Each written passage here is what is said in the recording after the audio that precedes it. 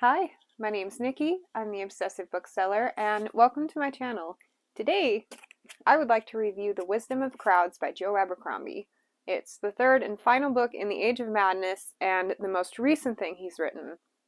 And my biggest takeaway is that I'm going to have to figure out a way to be okay with the fact that I am now caught up in the series. Reading through this series has been one of the best experiences I've had over the last few years. It kind of reinvigorated my passion for the genre.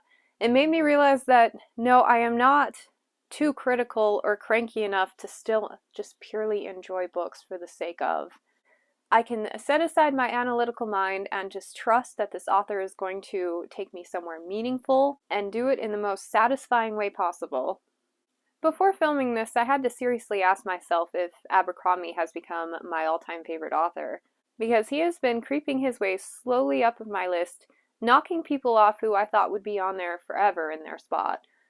And I don't think he has quite dethroned Robin Hobb, but it's close. When I'm analyzing a book, I look for a lot of different things, but there seems to be an X factor present in some of my all-time favorites, and that is good momentum.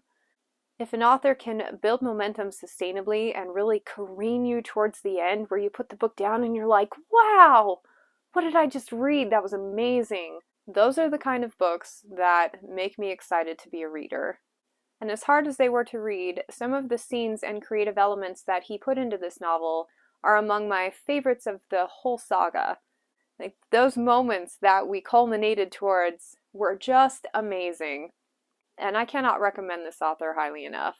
And as the final book in this trilogy, this had that in abundance. There were a lot of cool writing tools and plot points used here that I've seen done before, but rarely done well. There are certain tools that are really hard to pull off, and I think part of his success is how well developed and rich his characters are. Real people are dynamic and complicated, and they make irrational decisions all the time, but it's really hard to translate that into writing, because it tends to come off as if your character is not well developed enough or inconsistent. But because Abercrombie's characters are so well established and messed up people, you can go along with some of their irrational decisions without going, real people wouldn't do that. Yes, they would, but Abercrombie is one of the few who can actually capture that. So I'm constantly in awe at his amazing character development. They feel like real people, and you're rooting for them despite the fact that they do awful things.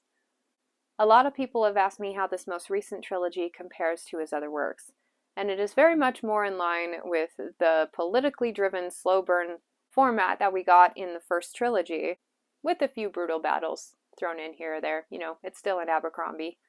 Arguably, this is the most difficult one I've read yet. Like, the characters are so frustrating. The situations are so complicated and brutal, and there were several times throughout this whole thing where I both loved what I was reading because it's brilliantly written, and hated it because it was hard to get behind. It was evoking, amazing, and horrible, and I can't wait to read more from this author. Us Abercrombie fans are a bit masochistic, is all I'm saying. Is it my favorite of the series?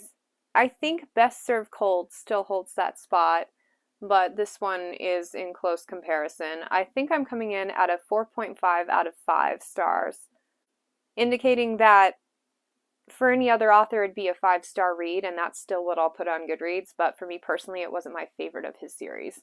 Now, keep in mind, after reading the first trilogy, I liked this author, but I wasn't a die-hard fan. It took going through the standalones and getting up to this point for me to really be at this crazy fangirl way of life that I have now.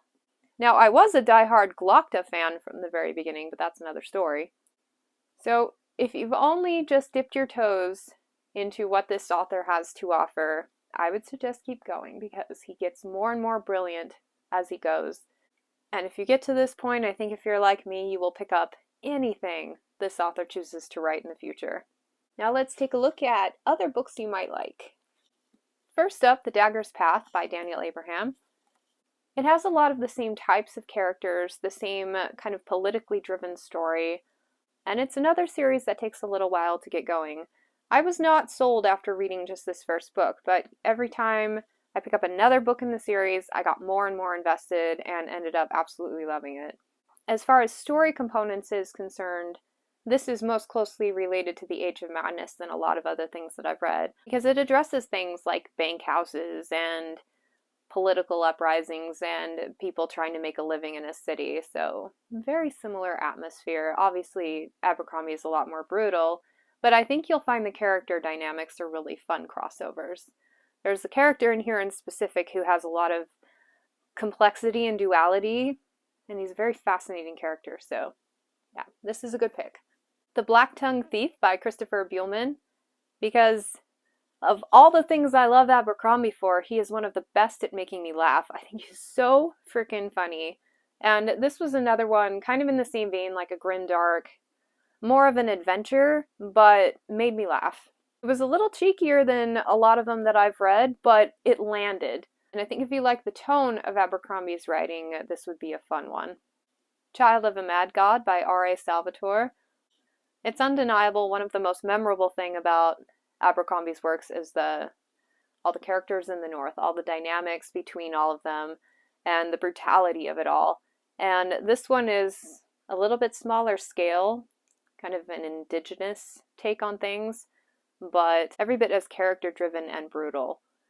To date, this is the strongest thing I've read from Salvatore as far as a craft of writing is concerned. And in that same vein, In the Shadow of the Gods by John Gwynne.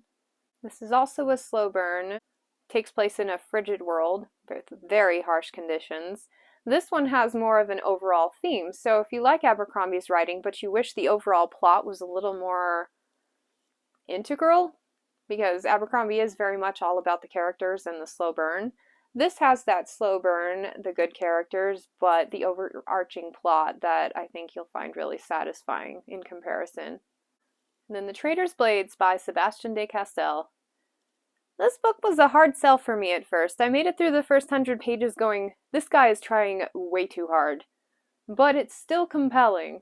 But then the further you keep reading, the more he relaxes into it a bit, and his characters turn from obnoxious to inspiring, which is not something I think I can say about any book that I've ever read. But he grows on you to the point where when I finished the last book in this series, oh my gosh, I was so impressed. I love it so much. So if you like Abercrombie for the character work and the camaraderie and the humor, especially in the Age of Madness, if you've read it, Ricca and Acernifale and another character I won't mention in case you haven't gotten that far. I don't want to give you spoilers.